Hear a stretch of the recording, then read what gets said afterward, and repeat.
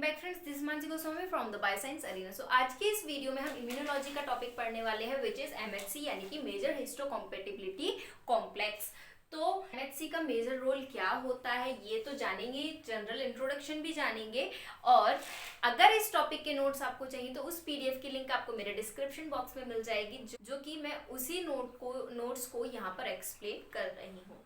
तो एमएचसी आखिर होता क्या है? इससे प्रीवियस वीडियो में मैंने बताया था एक्वायर्ड इम्यूनिटी में जो हमारे इम्यून सेल्स होती हैं which is white blood cells, और उसके कुछ टाइप जैसे कि मैक्रोफेजेस है, डेंड्रिटिक सेल्स हैं, न्यूट्रोफिल्स हैं।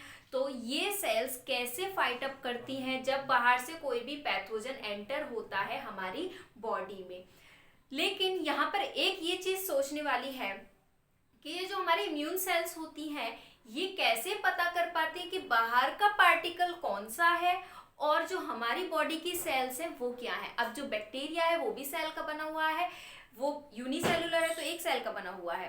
तो ये जो इम्यून सेल्स होती हैं इनको कैसे पता चलता है कि हमारी स्पेसिफिक जो हमारी ह्यूमन की बॉडी सेल्स है उन पर अटैक नहीं करना है, जो बाहर से पैथोजन आ रहा है उस पर अटैक करना है। तो इस सवाल का जो जवाब देता है वो हमारा एमएचसी टॉपिक देता है।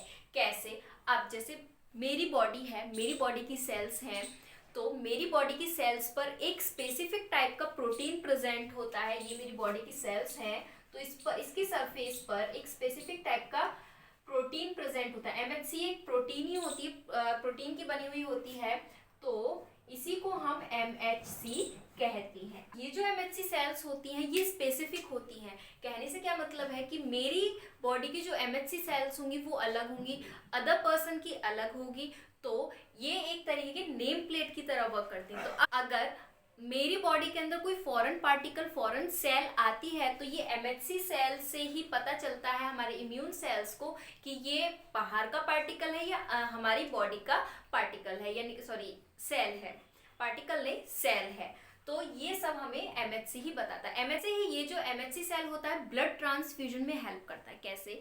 ब्लड ट्रांसफर जब हम कराते हैं तो ब्लड ग्रुप तो चेक करते ही है कि सेम है या नहीं, लेकिन जो दूसरी चीज देखी जाती है वो एमएचसी देखी जाती है कि एमएचसी मैच हो रही है या नहीं हो रही है। मान लीजिए मैं किसी को अपना ब्लड देती हूँ, मेरा ब्लड ग्रुप और उस बंदे का ब्लड ग्रुप बिल्कुल सेम है, लेकिन जो दूसरी चीज इंपॉर्टेंट रखती है वो है हमारा एमएचसी मैच हो रही है या नहीं हो रही है। अगर मेरी और उस बंदे की एमएचसी मैच नहीं होती है तो उस केस में क्या होगा, उस बंदे का जो इम्यून सेल्स होगी तो उसे लगेगा ये कोई बाहर से अदर फॉरेन सेल आई है, इसको हमें किल करना है। तो वहां पर वो ब्लड ग्रुप उस बंदे की जो इम्यून सिस्टम है एक्सेप्ट नहीं कर पाती है। तो इस तरीके से एमएचसी वर्क करती है।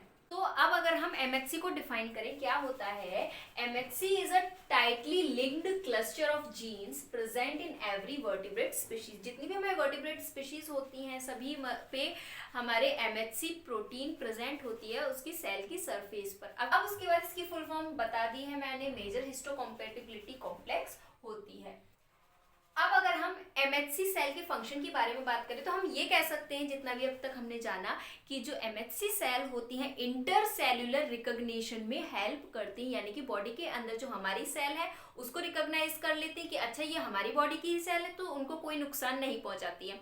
अगर बाहर से कोई पार्टिकल आता है हमारी बॉडी के अंदर तो उसको वो पहचान लेती है कि अच्छा ये बाहर का पार्टिकल है, इसको हमें किल करना है वरना हमारी बॉडी को ये हार्म पहुंचा सकता है। तो एमएचसी जो होता है इंटरसेल्युलर रिकॉग्निशन की तरह वर्क करता है, एज वेल सेल्फ और नॉन सेल्फ रिकॉग्निशन में भी हेल्प करता है। अब अगला पॉइंट क्या है, क्योंकि अब एमएचसी जीन्स से मिलकर बना हुआ है। जीन्स कहाँ पर होती है? हमारे क्रोमोसोम में होती है। अब जितनी भी सेल्स होती हैं हर सेल में क्रोमोसोम्स प्रेजेंट होते हैं, डीएनए प्रेजेंट होते हैं, ये हमें पता है।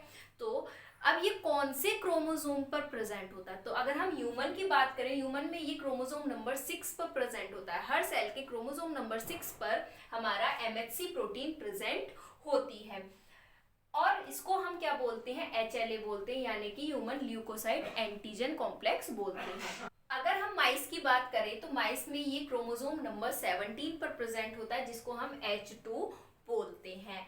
अब ये जो एमएचसी प्रोटीन होता है ये कोडोमिनेंटली वर्क करता है। कोडोमिनेंटली से क्या मतलब है? कोडोमिनेंट, डोमिनेंट, रिसेसिव, ये सब हम पढ़ते हुए आ रहे हैं 12th क्लास से ही। तो कोडोमिनेंट कोडोमिनेंट का क्या मतलब है कि एक जीन हमारे मदर से आ रही है, एक जीन हमारे फादर से आ रही है। अगर सिर्फ इसमें से एक ही जीन एक्सप्रेस हो रही है तो ये हो गया डोमिनेंट, और जो दूसरा एक्सप्रेस नहीं हो पाती है तो वो होती है रिसेसिव। लेकिन जब दोनों ही जीन एक्सप्रेस होती है एक साथ तो उसको हम कोडोमिनेंट बोलते हैं।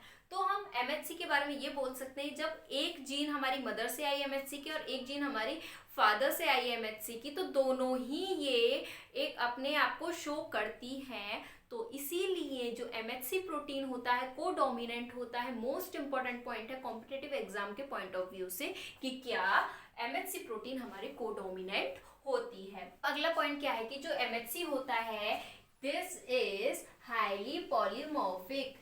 This point is very important to be remember. क्यों? क्योंकि कॉम्पिटिटिव एग्जाम में पूछ लिया जाता है, सिंपल सी बात है। तो अब पॉलीमॉर्फिक से क्या मतलब है कि जो हमारी एमएचसी प्रोटीन होती है, एमएचसी जीन होती है, उसमें सिर्फ काफी कम रीजन होता है जो कि कंजर्व्ड रहता है, वरना ऑलमोस्ट सारा रीजन क्या दिखाता है, हमें वेरिएशन दिखाता है। तो पॉलीमॉर्फिक से मतलब ये है। नेक्स्ट टॉपिक क्या है कि जो हमारा एमएचसी होता है ये हैप्लोटाइप भी शो करता है। अब ये हैप्लोटाइप बिल्कुल नया वर्ड है। हैप्लोटाइप से क्या मतलब है कि मान लीजिए ये हमारे जीन है, जीन एक्स, जीन वाई, ये मदर से ट्रांसफर हो रही है और दूसरी जो जीन है हमारी जीन ए मान लेते हैं और जीन बी। तो ये जो दो जीन होती हैं एक्स और वाई, ये इतनी पास में होती हैं जिसकी वजह से जो ऑफस्प्रिंग में जाती हैं दोनों एक साथ ही चली जाती हैं। ऐसे ही इसमें फादर में भी ये जो दो जीन होती हैं ये इतनी पास पास में होती हैं कि ये सेपरेट आउट हो ही नहीं पाती हैं, जिसकी वजह से जो ऑफस्प्रिंग में जाती हैं ये एक साथ ही चली जाती हैं। तो जो ऑफस्प्रिंग में हमारे आता है वो इस तरीके से आता है, ये एक्स वाई और ये ए और बी। तो इसी चीज को हम बोलते हैं क्या, हैप्लोटाइप बोलते हैं। और ये हमें किस में देखने को मिलता है, एमएचसी में देखने को मिलता है। तो हैप्लोटाइप, आपको ये पॉइंट क्लियर हो गया होगा। तो अब ये जो हैप्लोटाइप जीन होती है ये हमारे ऑफस्प्रिंग में आ जाती है, F1 जनरेशन में आ जाती है। तो अब ये दोनों हैप्लोटाइप जीन मिलकर क्या करते हैं, एमएचसी का एक्सप्रेशन शो करते हैं। अब हम एमएचसी के टाइप्स के बारे में देखते हैं। तो जो एमएचसी है इसको मेजरली 3 टाइप में बांटा गया है। पहला है MHC1, MHC2 और MHC3। MHC1 और MHC2 ये अनकोड करते हैं for antigen presenting MHC molecule के लिए।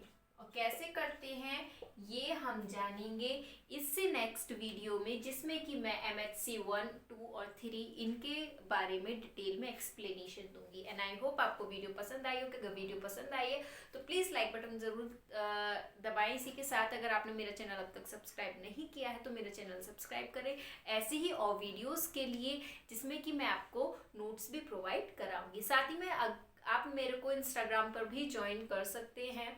द बायोसाइंस अरीना के नाम से ही मेरा इंस्टाग्राम चैनल है। साथ में अपने फ्रेंड्स के साथ भी शेयर करें। Thank you.